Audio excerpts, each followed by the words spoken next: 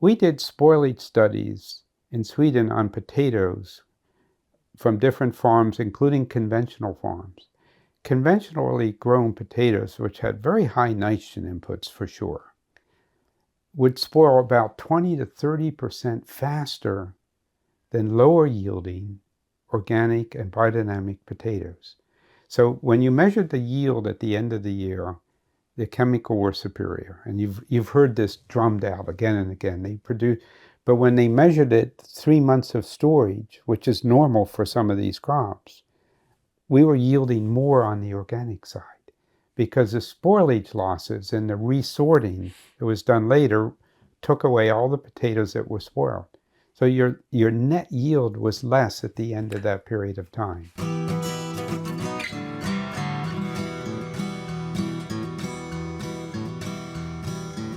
Welcome to the Real Organic Podcast. I'm Linley Dixon, co-director of the Real Organic Project. We're a grassroots, farmer-led movement with an add-on organic label that distinguishes crops grown in healthy soil and animals raised on pasture without synthetic fertilizers or toxic chemicals. You just heard from soil scientist Will Brinton, who brings decades of testing, research, and fieldwork from around the world to a topic that's often misunderstood: soil sequestration. Will shares new insights into the carbon cycle, revealing that soil doesn't sequester carbon alone. It's the plant canopy that captures the carbon dioxide, released by soil respiration, and returns it to the system. He sat down with Dave late this summer to explain how herbicides, tillage, and monoculture break this cycle, and why organic farming's emphasis on continuous green cover is so essential.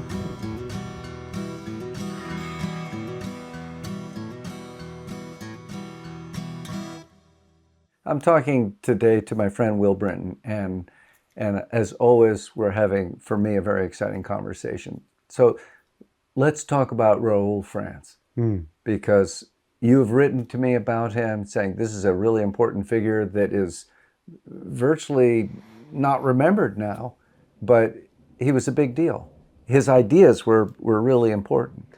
And are just beginning to be seen that way today. As of last year, a neurobiology journal of plant botany says some of this stuff is for real. Plants have a sensory capability that we're only beginning to understand. And we're not talking, I have to run back into the 70s, Curlian photography, Peter Bird's book, Secret Life of Plants. It's not, those guys skimmed over all of this. France was a trained microbiologist and botanist, as was his wife. And he went into the field really deeply and found people opposing him for reasons of industrialization of science that really bothered him. In other words, he saw science was being bifurcated in two directions. And he wanted to take this path, and they said, no, molecularism is the way to go. And what was his path? It was really a holistic biology. Okay. And he tied that into a new way of farming, but he wasn't a farmer, so he didn't go anywhere with it. And his wife, after he died early, she left Germany and went to Mexico. And she started a whole composting movement in Mexico in the 50s. I only discovered, and she wrote a whole book on it called Humus. And what was her name? Annie Farrar France. Okay. So she used her first name. I can send you this material.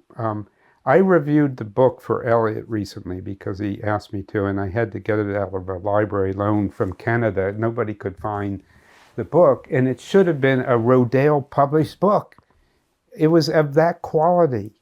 And they mapped out the edaphon, which is a word that he invented. This is the complex of soil, microfauna, and their interactions. That word he created. And we use it today not even knowing the man who created the word. It's recognized in certain circles. Although Linley wrote me and said, I never knew the word until you mentioned it. Yeah. But Austria recently honored him. Let me just show you something. They honored him by printing this euro coin, which cost quite a bit of money. This is the edaphon. So that's a €100 mark. If you look at it closely, it's all bacteria, worms, bugs, critters. Has the word edifon etched into it. And okay, so this is €100 coin. Yeah. Yeah. And it's to honor the edifon. The edifon, which was a concept pioneered by Raul France. and Annie? Yes. Yeah. Okay. But isn't that interesting? Yeah. And this was only published 5 years ago. Yeah. We're not getting too many coins like that made in the U.S. right now. I just thought I should have it as a collector's piece. Yeah. It's kind of special. But so now plant neurobiologists, this is an emerging field where we need to know more about how plants are sensing things in the way that they do, because they're forming associations. And it's very exciting. Of course, it gets blown out of proportion, too. Remember the article, The Wood Wide Web, that was in Science magazine? Yeah. Or was it Nature? It was a cover of Nature, and it showed that trees are communicating through networks of mycorrhizae underground that are communicating with other trees. And photosynthate is flowing through these networks. Yeah. That's what he was talking about. Yeah. But he was talking about this in 1910. And at least Steiner was one of these early people who said, you got to check this out. This is really important. And he was attacked right and left.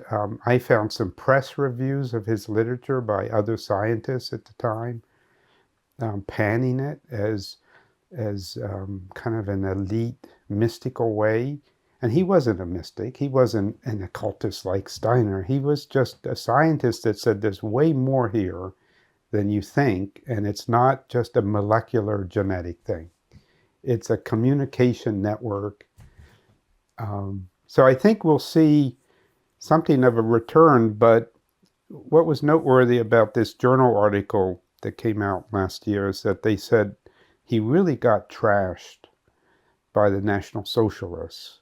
They even burned his laboratory, in one of those riots. And it really ended everything. And it's going to be hard to recover it. I mean, there are very few survivors, but his books were bestsellers in Germany. So he started a really big movement, and it spread into the art and landscape architecture world because they picked up on this biomimicry and said, that's very cool.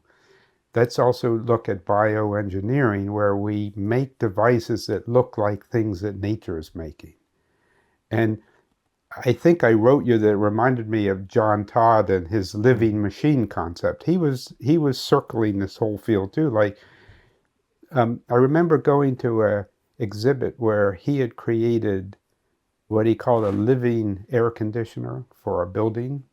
Well, what was it? It was a wall of moss inside that water was trickling down on from 2 floors, and it had light on it, and the moss was lowering the temperature through transpiration by over 10 degrees. And you would walk into this space and say, this is so refreshing. And he said, that's a living machine. At the time, I didn't like the expression living machine. I said, why call it a machine?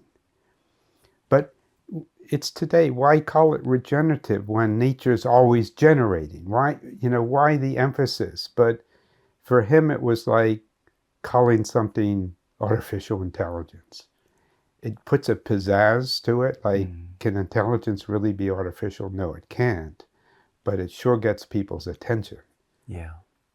Why did the Nazis consider his thinking threatening? Why would they burn down his laboratory? I've read some of the statements made by one of the agencies, and they said it leads us in a direction we do not wish to go in. And if they already knew that Steiner supported France, well, that was a foregone conclusion because they banned his anthroposophy fairly early in the process. Somehow, they were attracted to natural farming, though, and this kept this thing alive of what are the natural farming movements in Germany, and they kept that going while banning all these other things. I mean, the Nazis banned art, they banned music, they would rate your music as to whether it was I mean, how did they do all that? I mean, you listen to these pieces and say, is this not nationalistic? How do you, in the art, is this or is it not nationalistic? I don't know how to tell that, but they did. They would interpret.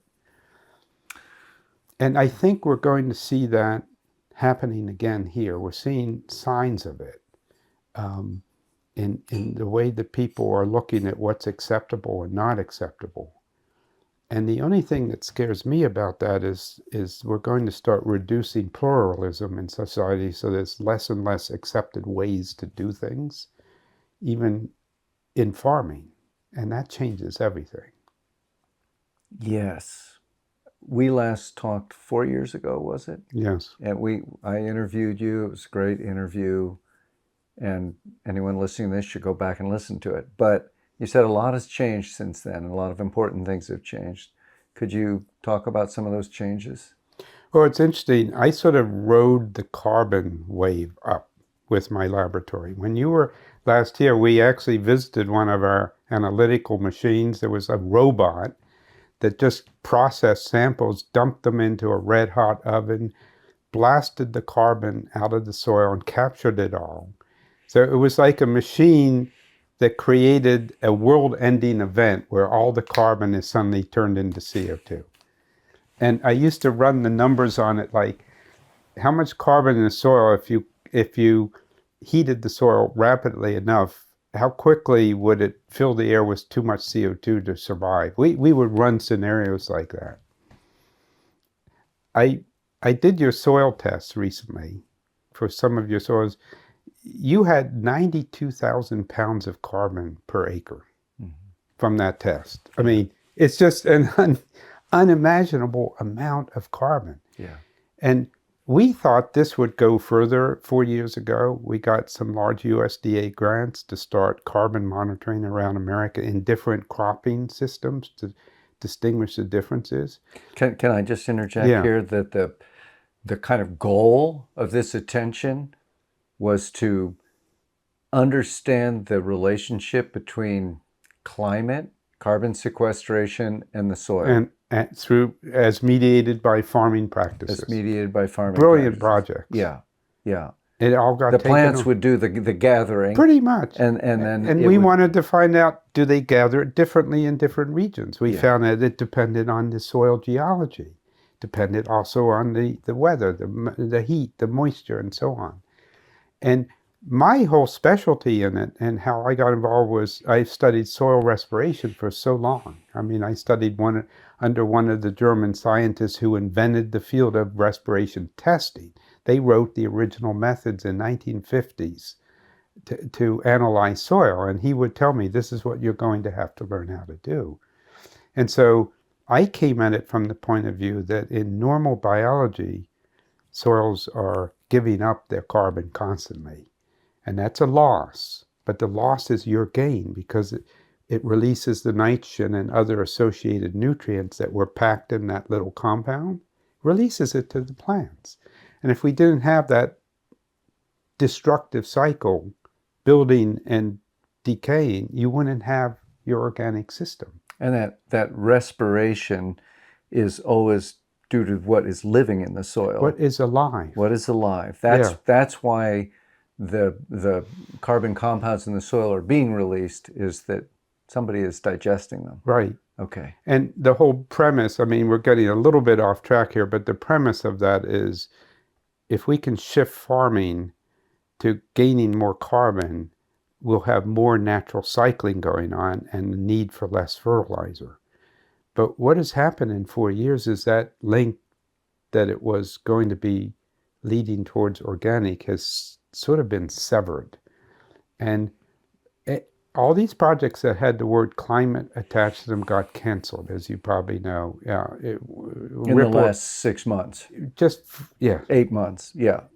And the firm that I was leading then lost a lot, and people lost their jobs over it too.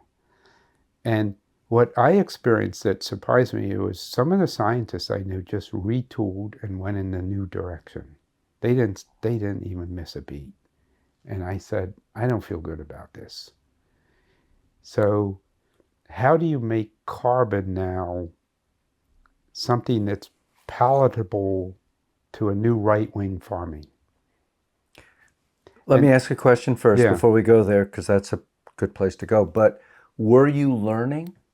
The work that you were doing, were you going, oh, we're getting to understand this better, that this is important, that this is an actual tool for carbon drawdown around the planet, and there are ways in which we can do this more skillfully and more impactfully?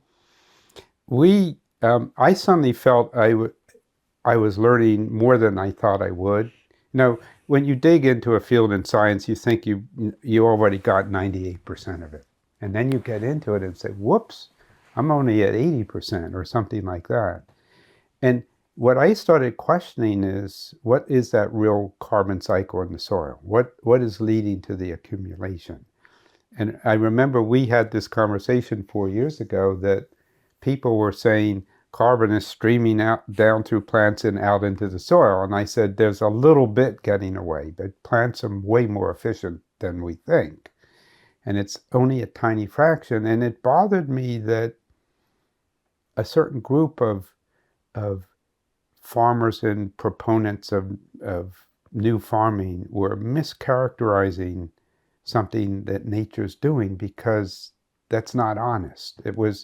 Maybe it's an honest error, but they were saying the accumulation was happening because CO2 was like being pumped into the soil, and that mechanism does not exist. So I said, well, how do we better characterize it? And I wrote a paper.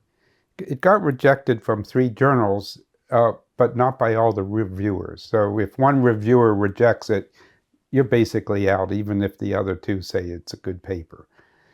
But I'm thinking of picking it up again, and what I decided that I had learned, it's the whole life of the canopy of plants that's dictating the carbon balance in the soil. And the other thing we learned is that by reviewing some earlier studies, particularly done in the Amazon tropics, all the carbon that's being produced as CO2 at the soil level is not getting out of the canopy. It's all being absorbed in the canopy before it gets to the atmosphere. They have tracked this very carefully, and now we know that plants growing right on the soil are able to absorb all the CO2 that's coming out of it at the moment that it's being released. So in a diurnal cycle. So the transpiration, the respiration in the soil is releasing CO2, and that CO2 is being immediately taken up by the plant canopy. If it exists. If there is a plant canopy. Yes. Yes. If there's a monoculture, it's a very limited plant canopy. And so it suddenly made me realize the problem with the herbicides is they were destroying the plant canopy. They were simplifying it down to the one intended crop, right? And tillage, the problem was tillage. It's ripping out the plant canopy. You're intentionally destroying the complexity of green things growing this close to the soil that are capturing the CO2 from the soil as soon as it comes out of the soil. And returning it. Immediately. Isn't that a great new way to describe organic farming? Yes. We capture CO2 immediately and put it right back into your food. I don't want to interrupt you, but you just keep bringing up this interesting stuff. So, Helen Atho's Living Mulches, and I'm going to interview Helen next month, and I love her work. I love the exploring and the researching she's doing. Do you think that, and there's many, many models of how one might do this, but do you think that having a living mulch in an annual garden is viable, feasible, and preferable in terms of the carbon cycling? Well, the more carbon you have in your soil, the more carbon cycling there is, the more CO2 is being released, the more you need to capture. And I found an early Swedish researcher from the 1920s who raised that question, saying, as we enliven soils, and he kept mentioning use of manure. And he measured that manure drives the CO2 cycle to be 10, 20 times higher than it is without it. And he showed that the productivity of plants from it is not only ascribed to the nutrients in the manure, it's the huge amount of CO2 that drives photosynthesis. And so he started mapping out plants that are photosynthesis limited because of CO2 supply. And to me, that was a link. I tried to pull that together in this new paper that I've been writing, saying it's time to shift our focus to the plant canopy from just the soil and look at, are we actually capturing enough CO2? I just want to repeat what you just said to see if we get that right. You're saying that adding that manure to the soil, it increased the respiration, the microbes went crazy, they loved it. And it wasn't just the nutrients that were in the manure that was significant for the impact on the crop, but the added respiration was releasing CO2, which increased the rate of photosynthesis of the crop. Because the crop was CO2 limited, yes. Because it was CO2 limited. And so this early worker, Lundegård, quantified this. And to write this paper, myself and a few other scientists re-quantified all these numbers. It was so much fun. Soils can release over 100 pounds of CO2 per day per acre. It's a huge quantity, but the plants at full growth cycle, and corn is the number one example, are absorbing between 80 and 200 pounds of CO2 a day, which makes it the number one nutrient, if you think about it. So that when you reduce the CO2 in a big cornfield on a hot sunny day, you've limited the growth of the crop. Growth is limited. And if the soil is poor in carbon, which most farmland is, the plants are actually asphyxiated to a slight degree. I mean, scientists argue that it could ever be proven. I found a few papers recently that tried to prove this. People have been noodling around with this theme for quite a while. I think it's time to shift the whole discussion to the canopy dynamics. And then it brings this whole concept of green manuring back in full focus.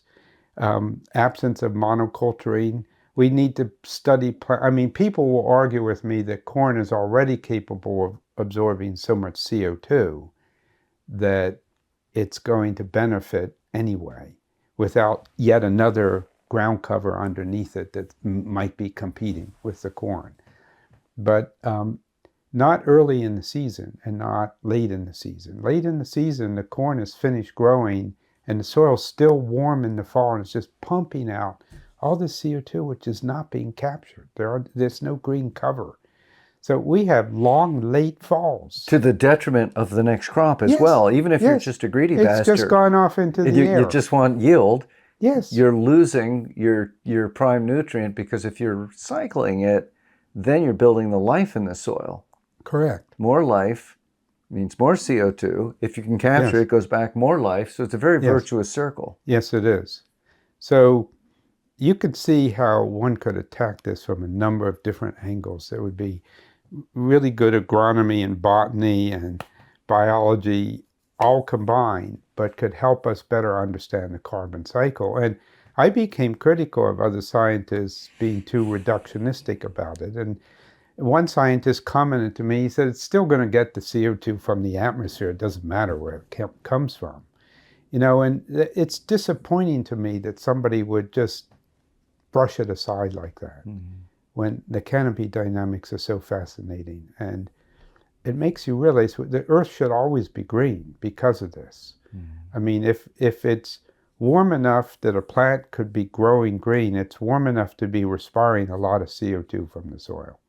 And that's what we have to start thinking about, that CO2 cycle. So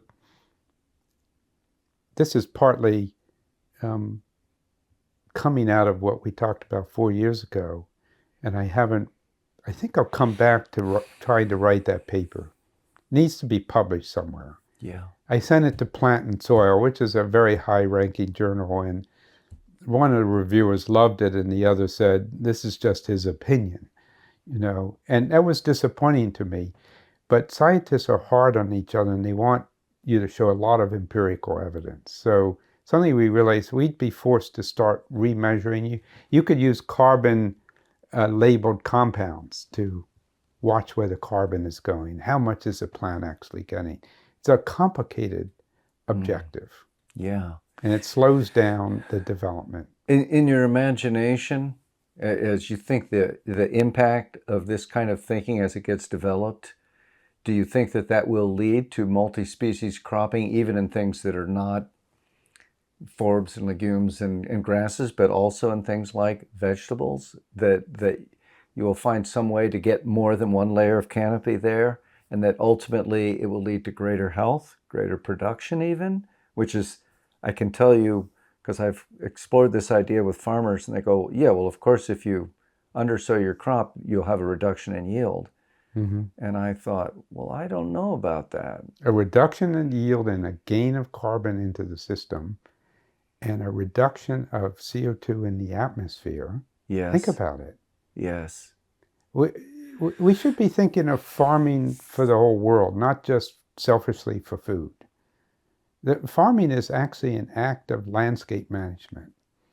And I mentioned to you earlier when you came, I shifted my focus in my retirement more to horticulture, because horticulture is the art of landscape development, where you create a diversity of plants that yields an emergent property of health, well-being, balance, stability. And the best horticulturalists will tell you, you cannot bring a chemical into a system like this without having devastating effects. You have to really know what you're doing.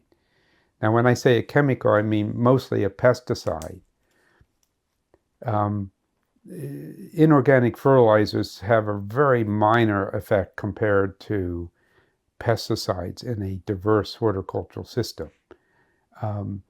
So like this big project in the desert in Arizona, where they closed the whole greenhouse and put people inside of it. I mean, it failed twice for interesting reasons, but I toured it recently, and they said, the thing about this system is we can't introduce any chemicals here. You have devastating effects in a closed system. And I said, that's the true organic story. Because when we say this, people don't believe us, right? Yeah. But when it's been studied in closed systems, they can see that it immediately goes to here, then it goes to here, and then it affects a plant or a host-predator relationship that they had nothing against, and it gets out of control. And you have to have these systems being clean and pure. So horticulture teaches us that. And when you have these diverse gardens, they are almost by nature. I mean, we did a big garden tour in England recently, and every one of them said we are on a completely reduced chemical program, because anything we bring into a complex whole system like this, you have no idea the harmful consequences for it. Like, you might lose 2 or 3 genus and species because they can't tolerate it, but those were necessary for both the healthful impact or the beauty of the scene, right? Yes. It's very interesting. So I'm always looking for ways that we can show that organic is not an ideology, although people are saying it is. It's actually the way nature would do it if you just let it happen. The issue is, how much crop are we producing? How much saleable crop? And that's the rub. Well, it is an issue, of course, if you're a farmer, because no crop, no living. You know, I had just the best tour down of Hugh and Lisa Kent's farm in Florida in the last year, and the blueberry farm. And Hugh just gave this beautiful description of their crop just getting better and better, the quality better, the insect problems completely disappearing. And he said, it's not that we don't have the insect pests. We see them. We see them come in here. We see them come in there. If we call the people from Extension, they say, you need to spray right now, or you are going to be screwed. And they never have sprayed. And always the problem disappears because they have such a massive balance going on in their fields. They've got this whole living mulch between the rows of blueberries, which they mow, and it's diverse understory. And they mow them at different times at different heights, and they blow it as a thatch at the base of the plants. And that's kind of it. That's about what they do, and it just keeps getting better. But it's not that they're micromanaging their problems, it's that they're enhancing the system, the diversity of the system in their practices. Yeah, it leads in so many directions, doesn't it? One of the pleasures of my life was to work with the late viticulturalist Alan York in California. You probably know the name. He was featured in that popular film, The Largest Little Farm. Oh, yeah. Remember that? Yeah. And he had worked his way up the chain of probably some of the most exotic consultants in California. His last project before he died was working with Sting in Italy on his vineyard. Sting had been sold a really bad vineyard, and he tells a funny story like none of the Italians told him this is a really bad vineyard. And Alan, with his characteristic pizzazz, came in and said, we can fix this. And his whole thing was, he had a premise of what he called horticulturally intensive agriculture. This is what we need. And he would show me what he had done at vineyards around California by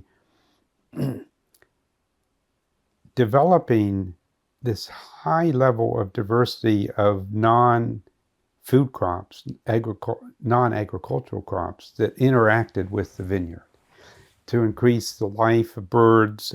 They were trying to attract raptors naturally and all kinds of levels of interaction. But I always liked that horticulturally intensive agriculture. I know organic people would say, yeah, we believe in that. But I've gone to so many farms and counted what I recognize genus and species, and there's so little going on.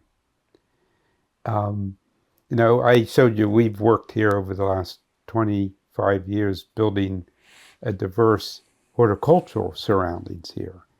And I'm in a process of categorizing everything, but we have 250 different species of plants in 1 acre here around the house, and they're all sort of coexisting. You do have to interact with them, and you cannot bring chemicals in without devastating effects. Although once again, you can bring fertilizers in just to boost certain things in the plant, and you can do that all organically. But they don't have the same far-reaching effects that anything that can be volatilized would have, for example.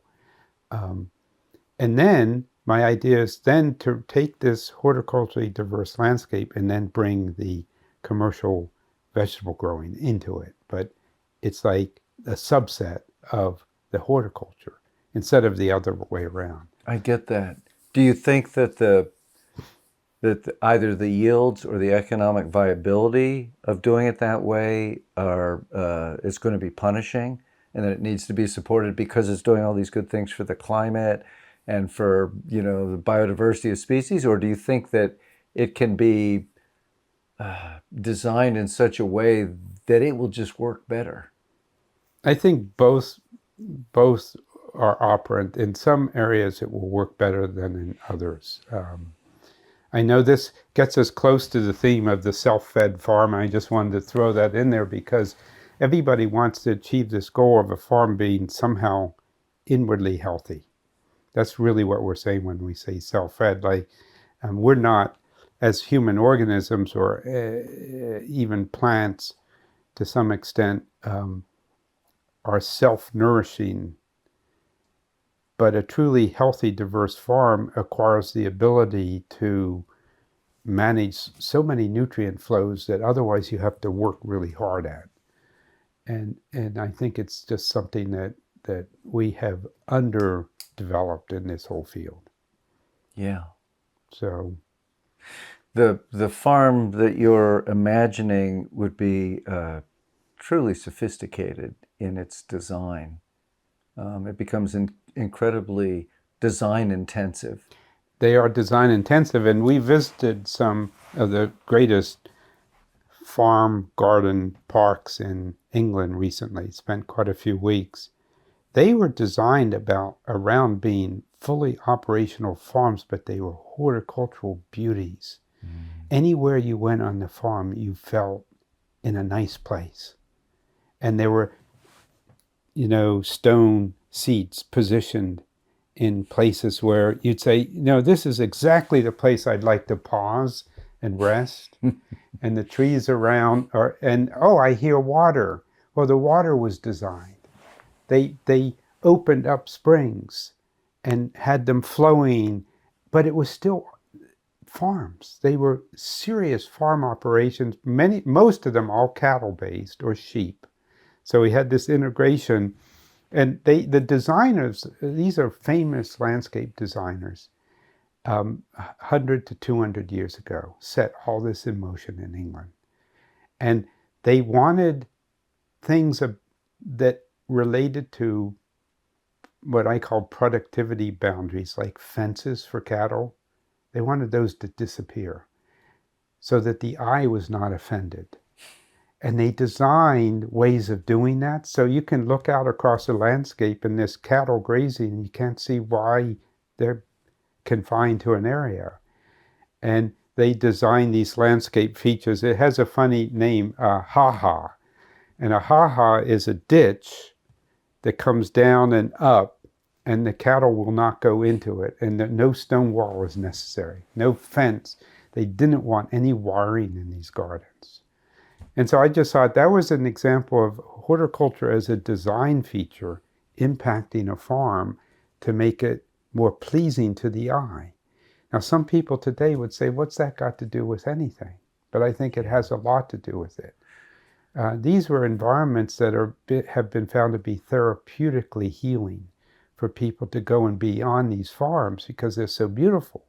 And you smell and you hear the insect life, and you're always hearing, they always wanted a sense of water moving somewhere. Yeah.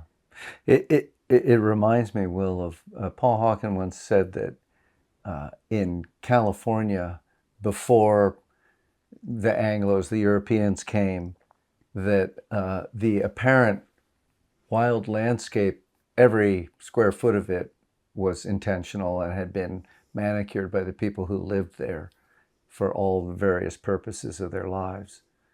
It's an interesting idea that how to take all of this to a higher level that isn't necessarily straight rows, but highly productive. Let me ask you another question, a slight change, but not really. We were talking earlier about nutrition, and you've done a lot of nutritional testing. In fact, we were talking about bread. Making bread. I just had a tremendous sandwich sandwich between two pieces of bread that you baked, and it was delicious. And we were talking about the quality of the wheat, not just how you bake it or even what your sourdough culture is, but the actual quality of the wheat really changing what it was like to eat that. And of course, there's pleasure. I had a lot of pleasure eating it. And there's also nutrition, which ultimately leads to pleasure too, because you're not sick, you're healthy, and you feel good.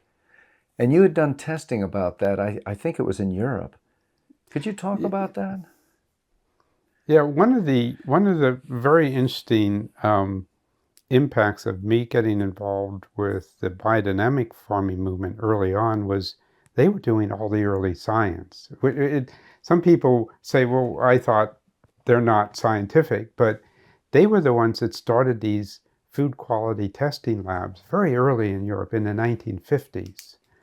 And one of the longest running soil quality, soil health research plots was started in Sweden in the 50s at the same time that a long-term carbon study was created there by Uppsala University. And they had these two plots, and these people discovered each other later. One is being run by biodynamic scientists saying, what are the long-term effects on the quality of the crops? And the other group of scientists were saying, what are the long-term effects on carbon sequestration? So it made, whenever I visited those plots over here, it was like, this is a little bit boring. It's just about carbon sequestration. Can we talk a little bit about the food coming? Well, the food doesn't matter. We're just experimenting with systems to sequester carbon. And that's why later I developed this skepticism about the carbon sequestration as this final theme. Because on the other side, the scientists were showing, depending how you manage your crop rotations and your choice of varieties, you can have higher and higher quality. Well, what's quality? Quality had to do with the bionutrients, as it were, in the plant.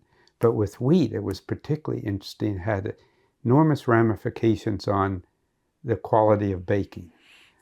And so we would actually do bake-out trials with different wheat. And the analysis for protein was okay, but, two could be the same, and one loaf was pleasurable and the other was not. What happened?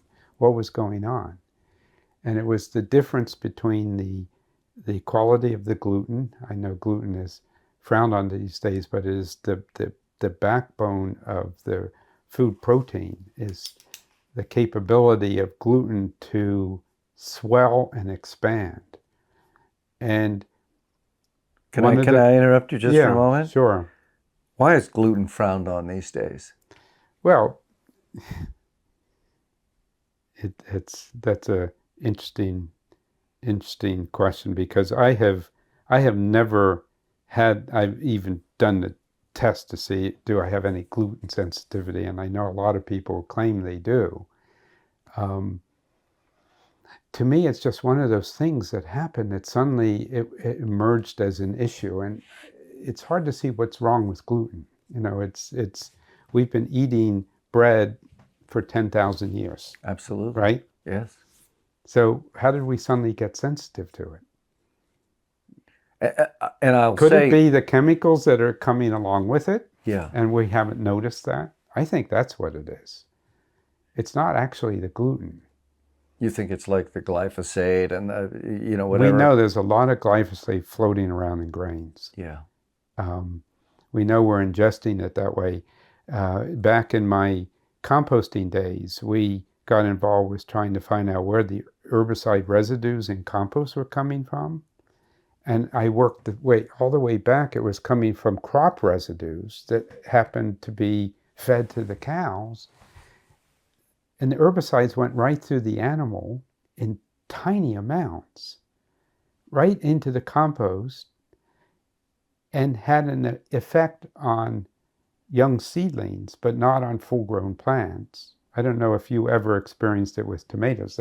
They're sensitive to certain herbicide residues, but I developed these bioassays to see it at the level of contamination that EPA says that's not a contamination. It's below any threshold level. It still had biological effects. And we can only imagine going through your gut. Going through your gut, right? The microbiome of the gut being treated to herbicides. It's really stunning to think that this could be involved in some of these modern syndromes that I don't want to say they're not real. They might be real, but for different reasons. They're misunderstood. Misunderstood. I believe they're real. I see people get genuinely sick. Yeah. And they go, well, what did I eat? And they go, oh my God, that had gluten in it. Yeah. But I have suggested, are you sure it's the gluten? Yeah.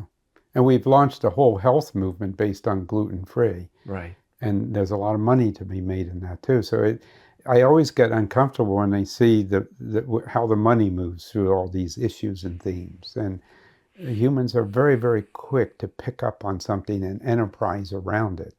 And there's good and there's bad sides to that. But going back to our story of testing it, we could see different qualities in gluten coming from different farms. And we would tell the grower, this will bake a really good loaf of bread and this probably won't. You should put this into biscuits or something like that. And the complaint in Northern Europe at the time was they couldn't have the high quality gluten that the Americans and Canadians had because of our plains, because of the heat development. The only ones that were as good, we'd bring grain up from Turkey. The gluten in that was amazing. It was almost too stiff. You could blow these huge bubbles with it, with these air machines that we used before it would pop. And that kind of bread was so elastic, you could have these hugely voluminous loaves. And it was interesting how you could get carried away with it too and create the ultimate wonder bread, which is just all air. The gluten is so finely divided, and they even put gluten in, pure gluten, into some of these breads to get all the air bubbles. And that's going too far when you start baking with gluten itself. I mean, you can buy a bag of pure gluten and it's extracted. It's maybe 10 to 20% of the original grain. It's been extracted, washed out, and then purified and dried, and it looks like flour. So that could be another side of this gluten sensitivity thing, is that we're now feeding it back to ourselves in ways that it never existed before. It's been extracted and concentrated and then put into food to give it that rise. But you were also suggesting earlier that there are taste differences based on the grains, on the soil in which they were grown. Again, that connection not just to variety. I had this very interesting conversation with Dan Barber, and he said, I had become a real champion of genetics. And he's got his seed company, which is really working to get the great cultivars that taste so good and make them available to people because they're disappearing. But he said after becoming truly intimate with King Grove down in Florida, and he said, I've seen these same varieties grown at other farms there, and they're not great. Mm-hmm. But at King Grove, they're great. And that's about the soil. Yes. That's about that. So he's realizing that it's both genetics and culture and the soil, the whole thing together. So do you think, were you discovering nutritional differences as a result of, when we get this variety from this farmer, look at what we're finding in our testing compared to from some other farmer? Yeah, and sometimes we found that a lot, and it was sometimes disappointing. I'll give you an example. One of the labs I worked in Sweden looked at not just grain quality, but they were taking particularly carrots and beets, and we'd run them through the lab from all these different farms. And they allowed conventional farmers to send in samples too. It wasn't just for the Demeter and the organic and bio groups there.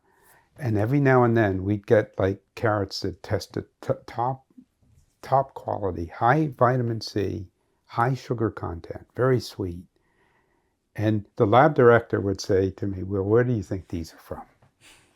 And I knew it was a trick question, but it wasn't like he was going to say they're from a chemical farm. He said, these are from the island in the Baltic that has the most moderate climate. And always we get the highest quality products, no matter how they're grown. And we would compare them. We would do spoilage tests to see how fast food would spoil. And this got really popular in Sweden and Germany, and then somebody sort of just killed it. But it was found that depending what soil and fertilizers were used, when you harvest carrots, particularly potatoes, it's a problem. They would start sprouting early and or decaying and browning. The browning, like when you cut a potato, you sometimes see how fast it turns brown. Those are enzymes that are activated by imbalances in the growing. And we would measure the darkening of tissue when exposed to air and found it correlated with soils that they were grown on and the management. But both were interactive. So It wasn't always true that organic was the best, but the soil and the climate was the best. The whole arrangement was the best. And that's what we've lost sight of here.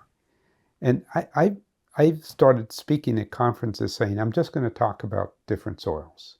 How many of you know what kind of soil you're on? And most people know the common family name like Windsor loam, but those names don't relate to anything in terms of true soil taxonomy. They don't know taxonomically whether they're in one of the 12 soil orders or not, or which suborder. And of course, that already sounds boring to people. But I say it's like, do you recognize plants on your farm? You should. You should be able to say, this is in the family of this. This is in the nightshade family. This is the nettle family. Particularly if it's a weed, you should know it, right? Most people don't. But the taxonomy of these soils is so different. And you have to believe it's exerting a major impact on the quality of the crop. And the only way I can explain it is to mention the word terroir, which is something prized in the world of vineyard management and wine quality, particularly from wine tasting trials. And they have successfully built this concept of terroir only in that field. Why can't we apply it to vegetables? Why can't we apply it to grains?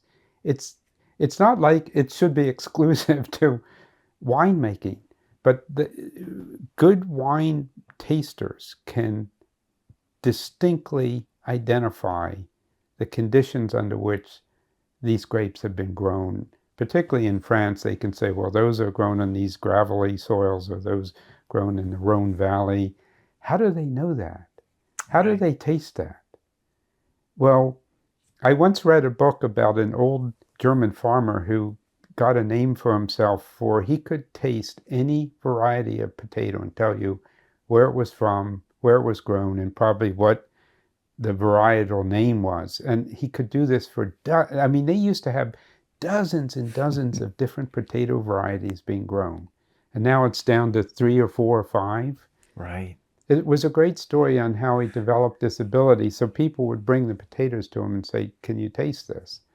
And he would say, yeah, this is a good quality, and I know it's in this family, and it's probably being grown on these heavy soils because I can taste that as well. So what have we lost? You know, the sense of terroir, which unites the plant with the soil. It completes the whole picture that the flavor quality for us, the pleasure, as you mentioned, is all tied up with this. And do you believe that the nutrition is also tied up with it? Nutrition has very much to do with the body's whole reaction to eating something.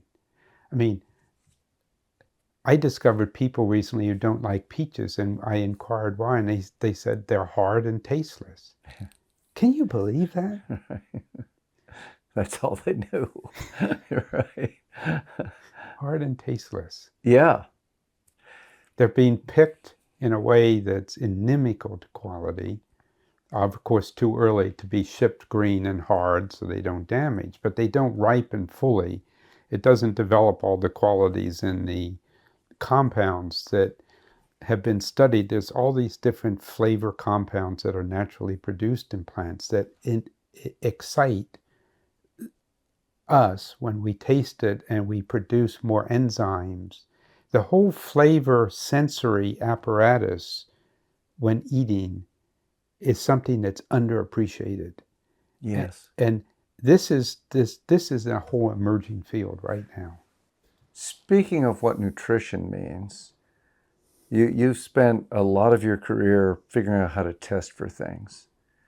Do you think that we have the sophistication in our testing to test food and go, this food is nutritionally superior?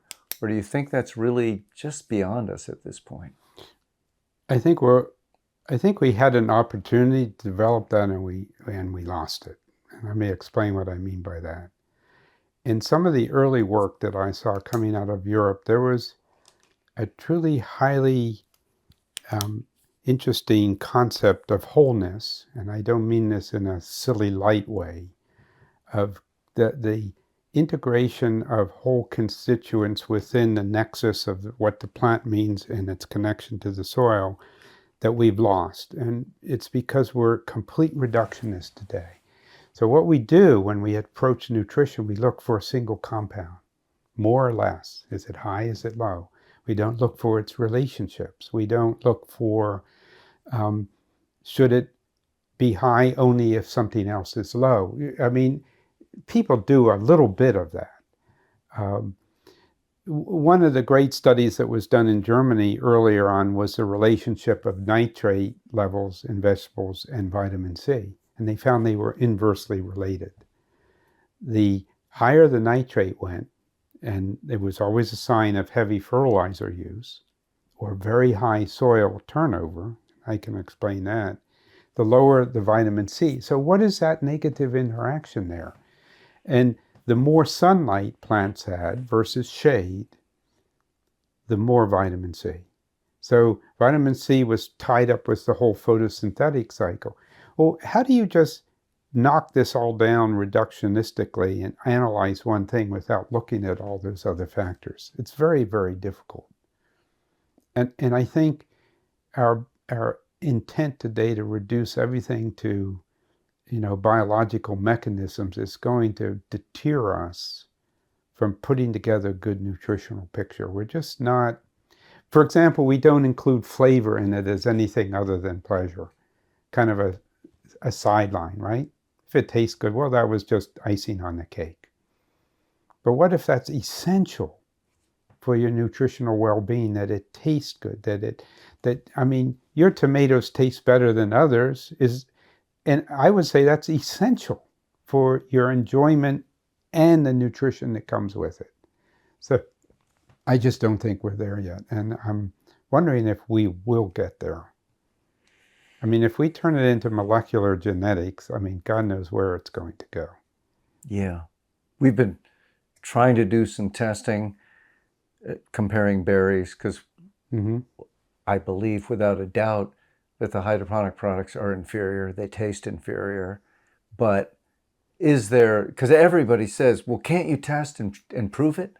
And I said, well, we can try, but I'm not convinced that the laboratories, God bless them, no evil intent, but I just don't know that they have the sophistication to discern things that are genuinely important. I don't think in that case our tongues are lying to us.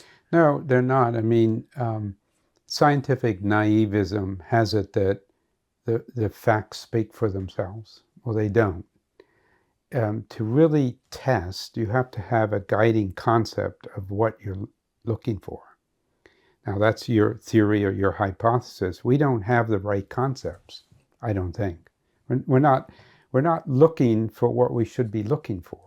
Yeah. And people would say, well, what do you mean? I say, well, look at some of these relationships. I mentioned earlier spoilage studies. We did spoilage studies in Sweden on potatoes from different farms, including conventional farms. Conventionally grown potatoes, which had very high nitrogen inputs for sure, would spoil about 20 to 30% faster than lower yielding organic and biodynamic potatoes. So when you measured the yield at the end of the year, the chemical were superior. And you've heard this drummed out again and again. But when they measured it 3 months of storage, which is normal for some of these crops, we were yielding more on the organic side because the spoilage losses and the resorting that was done later took away all the potatoes that were spoiled. So your net yield was less at the end of that period of time. That's so interesting. Well, of course, you saw the Nature article that says that conventional agriculture, meaning chemical agriculture, is better for climate because it has higher yields. And so it takes less acreage to produce the same amount of food. And so the land that you don't put into agriculture is in forest or whatever, and it's sequestering carbon. Yeah, and that's such a narrow angle on it. It's ridiculous because if in that high producing land you are seriously destroying the underpinning structure, including loss of carbon, including less microbes, including more leaching into the soil. I just saw a recent report on nitrate losses in farmland in America. It's at an all-time high.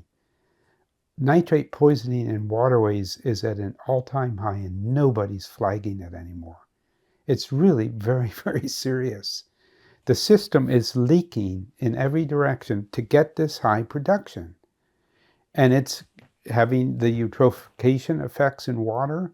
We now know that those big algal blooms in the Great Lakes were caused mostly by phosphorus getting out in tillage drains under conventional farms. And why don't we get it? And those might well be no-till farms. Yes, many of them. Well, actually, I know a scientist who says no-till is a big culprit in water pollution. And it just shocks people when he says that.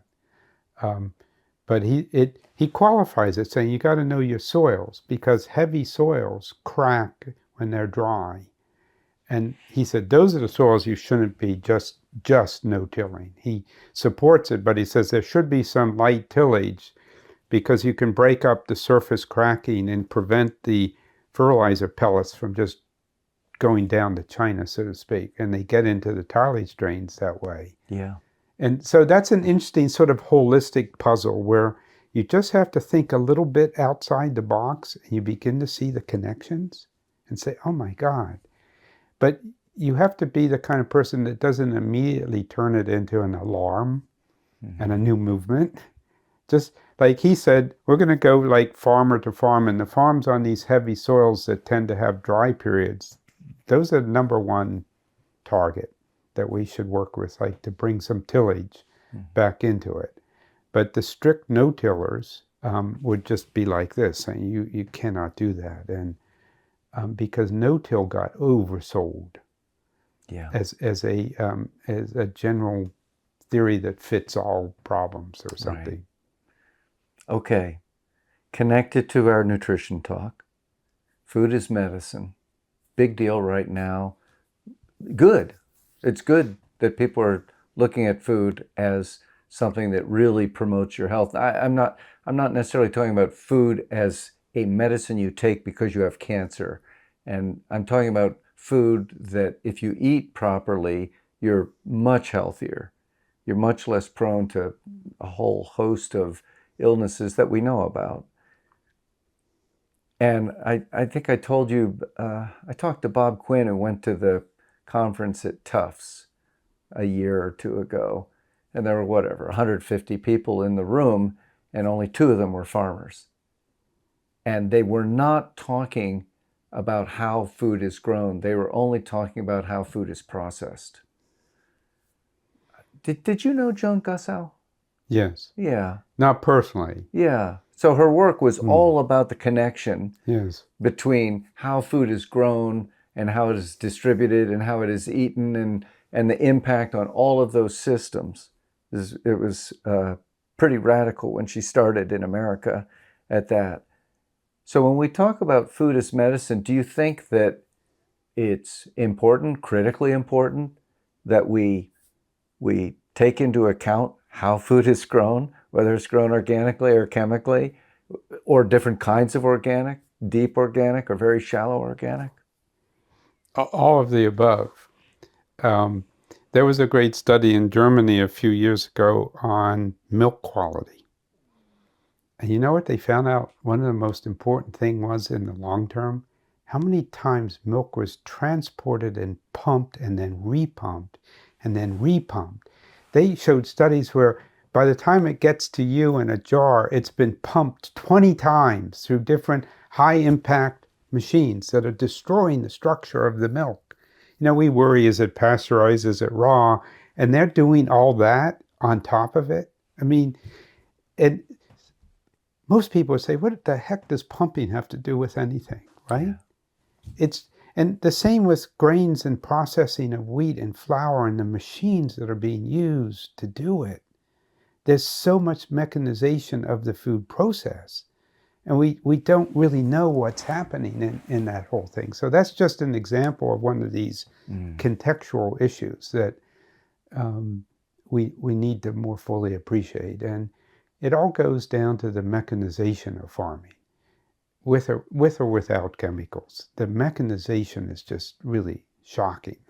And we've done that to make farming big, to make it highly profitable. I shouldn't say profitable, but high yielding, sometimes with almost no profit, by the way. Some of the biggest farmers, and I have a friend who has a brother who's a big chemical farmer, and his profit margins are just like this. Yeah.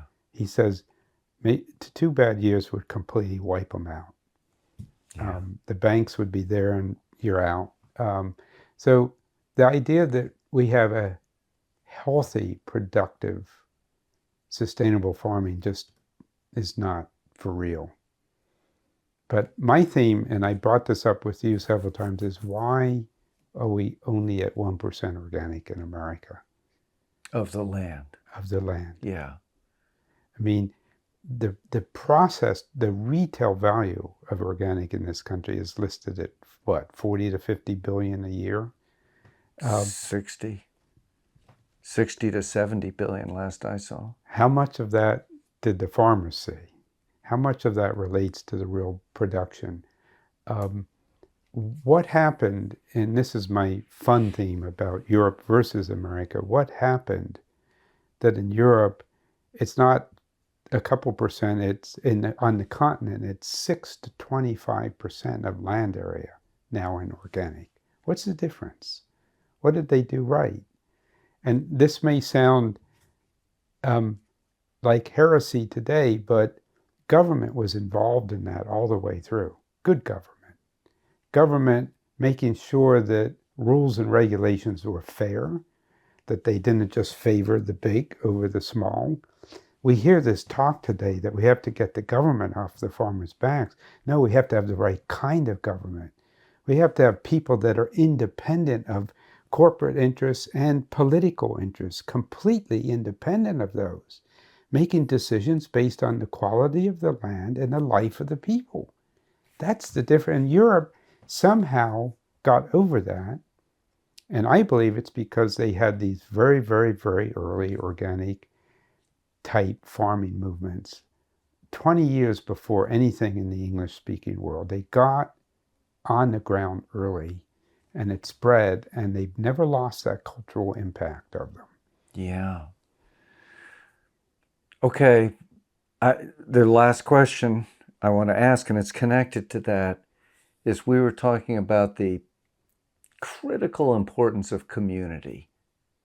And I think this brings together the idea of humanistic agriculture, humanistic science, what it was that the Nazis feared, why they were burning down laboratories. So community, which is you and me talking, and the people that we know talking, and there's a conversation, and we shared a meal together. It can't get more intimate than that. Tell me about your thoughts about community and its role in the organic movement. I think all the early movements in Europe that I've investigated, and Denmark, Germany, Switzerland in particular, they were all associated with community building. It wasn't just, let's be organic. It didn't start as, I'm opposed to the chemical industry. That came in later. It was about community building and people being on the land. This woman, Mina Hofstetter in Switzerland, wanted more feminist interaction on the land. And this is 1910 we're talking. She was a radical. And she was one of the first people that enunciated a vegan type of farming, which is really interesting. She wanted to kick the animals out of it all. So that made her very interesting to a lot of people. And so we have these early precedents that were formed. We visited a museum for one of the early communities in northern Germany that formed around everybody working the land. It wasn't just everybody in the community working the land. They had their own workshops. They built all their own furniture. It was like an early American Shaker community, or the early Quaker communities that my family came from in Pennsylvania. Everything was done by them, by their family, by the members, extended members. So we've lost all those communities.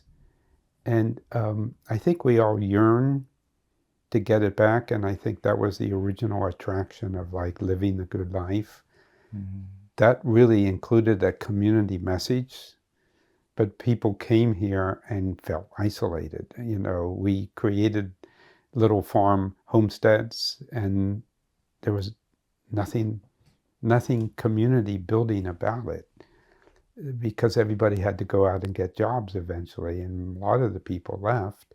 Although I will say there's a lot of new young farmers coming in Maine. Certainly statistically, it's been measured that there's been renewed interest. But how do we bring back those early community structures that have been eroded? I mean, I have a community of sorts here. I know a lot of people, but you know, I still don't know where most of our food is coming from. I go to local markets, and they're not all local food. And I'm not sure we'll get it back. I think some form of it will come back, but something very, very valuable was lost. And one of the best books on this was written by Leo Marx, called The Machine in the Garden. And if you want to read the history of how we took a beautiful garden that was this America that we discovered, an absolutely lusciously productive, beautiful garden, and trashed it with machinery. He's written a book. He died recently, but he was at MIT for many years. There's this sense of loss that you really can't explain. Why did we do that to ourselves? Was capitalism the drive? Or is there something higher than that, which is this ultimate desire to be mechanical, which brings us and ends us right now with this whole theme of artificial intelligence now interfering with everything, or helping, harming, we don't know.